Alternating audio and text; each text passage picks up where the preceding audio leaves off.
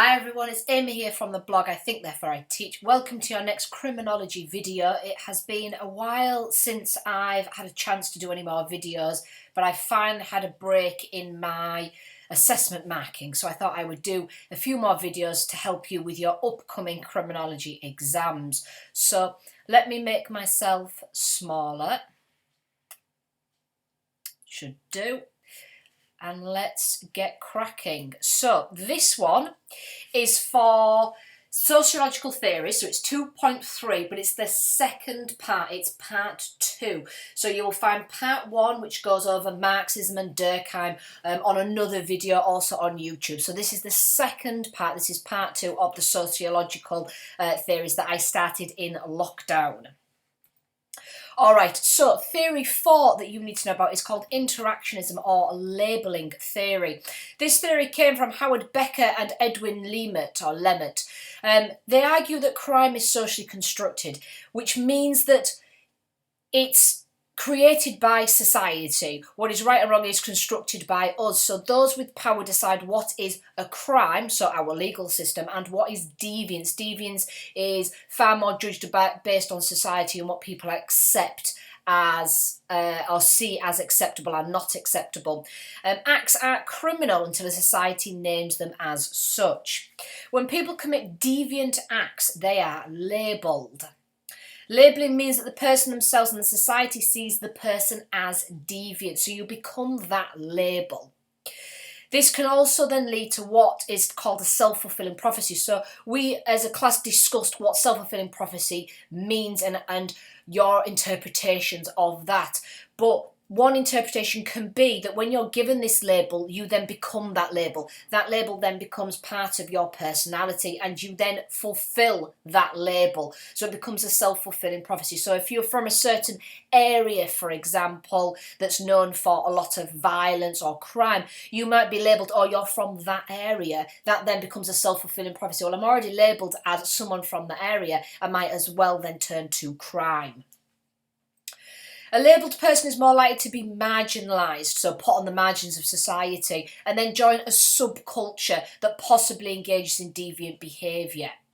Stereotypes is an idea that's come up a lot during your course so far on criminology. Stereotypes play a role too. Certain groups are more likely to be deviant and therefore more targeted by police. So you might see a group of teenage boys that have the stereotype of causing maybe trouble or being more delinquent, and so therefore they've already given that stereotype, they already have that stereotype, so they're labelled according to that stereotype. Lemert says that labelling actually causes crime. The person engages in primary deviance, so they do something slightly naughty, their first act of naughtiness, but they're actually act called crimes. But then there is a secondary deviance where that label becomes the person's master state, and that's really, really important. So first comes the first deviant crime. So that could be anything that society frowns upon, but then it then becomes part of their personality, part of their character, part of how they are then labelled, and it then becomes a secondary deviance. So it's something that's then expected of them, and that then becomes their master status.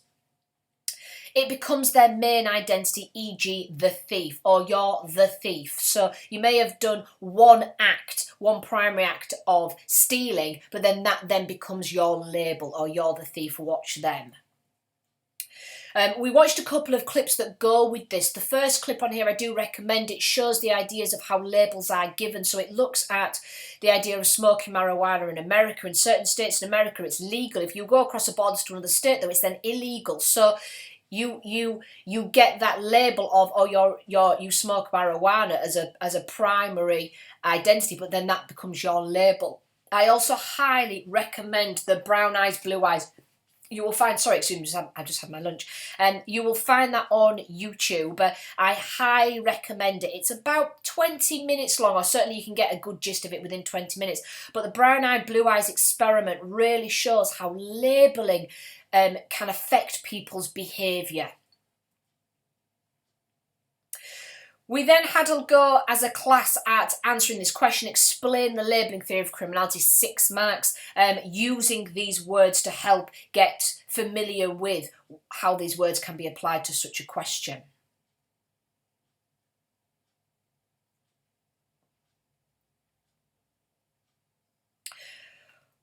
The strengths and weaknesses of interactionism and labelling theory. The strengths and weaknesses are part of a 2.3 question. They're part of 3.2, but we brought them into the PowerPoint a little bit earlier in order to help students get prepared that they will have to evaluate these approaches. But do check out the video for 3.2, which I'm hoping to do today as well, which will help you with the full evaluation of all of these areas.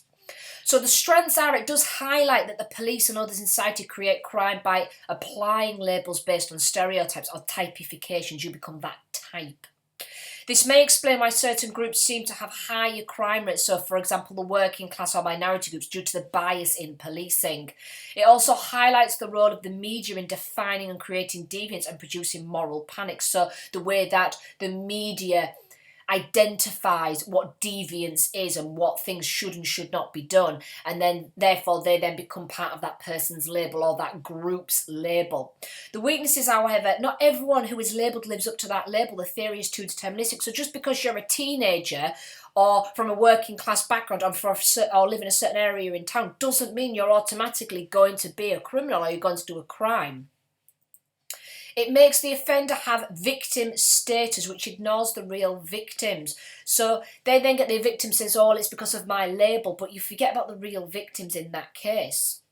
It doesn't explain why people commit primary deviance before they're labelled. So why do people commit that first crime in the first place, or that first deviant act in the first place?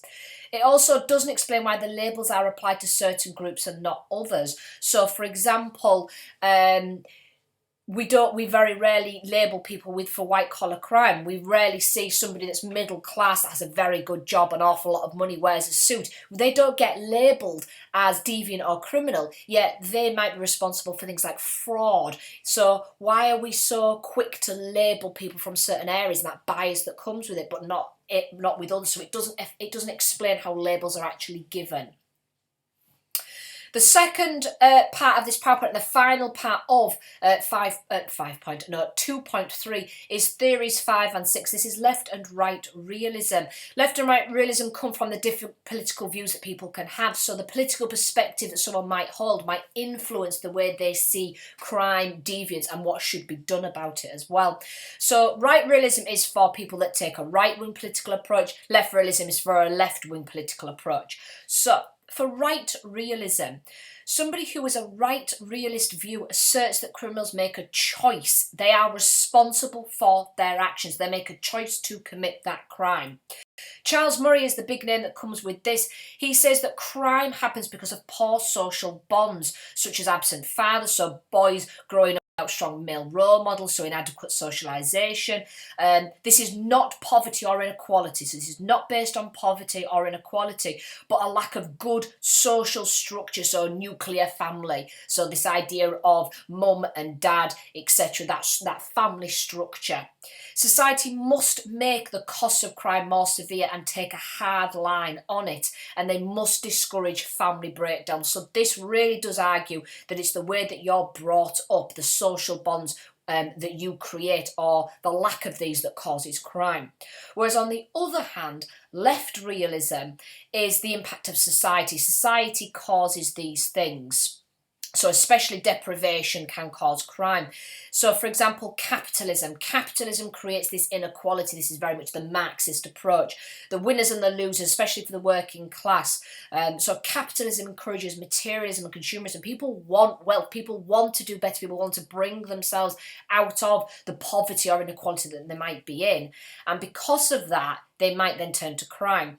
This is discussed by Lear and Young, who point to relative deprivation. So the media shows people what others in society have, and this makes them feel deprived by contrast. This is now a massive thing. So I'm not sure what date Lear and Young did this, but this idea of seeing what other people have with the social media that we have today, Instagram and TikTok and Facebook, all of these social media platforms where people glorify their lives publicly. People then look to those lives and think, gosh, I want that life, I want that wealth, I want that happiness that comes from this picture that I can see. Subcultures form to give people a sense of belonging. These can lead to crime in order to attain the capitalist dream. Crime can be tackled by creating a more equal or fairer society. So then just a quick activity to help you reflect on the statements. What are the answers for these 6 questions? Which one comes from political conservatism? Which one focuses on being tough on crime? Inequalities are created by a capitalist society. Charles Murray supports this position. It seeks practical solutions to the causes of crime, and criminals lack social bonds. So using these bullet points, which answers do you link them to? So a more equal and caring society is needed. The underclass are responsible for crime. It supports reducing criminality by use of things like CCTV and zero tolerance. People do not have the power or resources to fully participate in society and are therefore marginalised. And finally, crime could be reduced by improving leisure centres for the young. So can you now link up which one goes to which?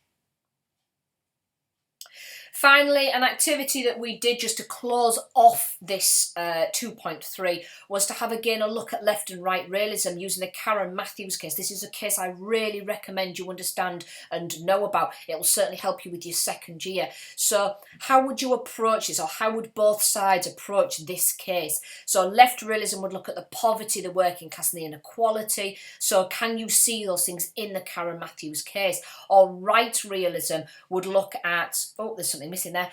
Right realism would look at the idea of people freely choosing to commit these crimes. So can you spot in this the poor social bonds, the lack of family structure and the absent father? So how can you link each of these sides to the Karen Matthews case? Right, folks, that is it for, oh, and responsible on that side, so they're responsible. That is it for 2.3. As I said, do check out the other video for 2.3, which is a little bit longer, but goes over theories 1, 2, and 3. So this is obviously for 4, 5, and 6. If you have any comments or questions, please do feel free to drop something down, and I always try and respond if I can. And don't forget to subscribe as well, just so that you get updates when I do get a chance to do some more videos.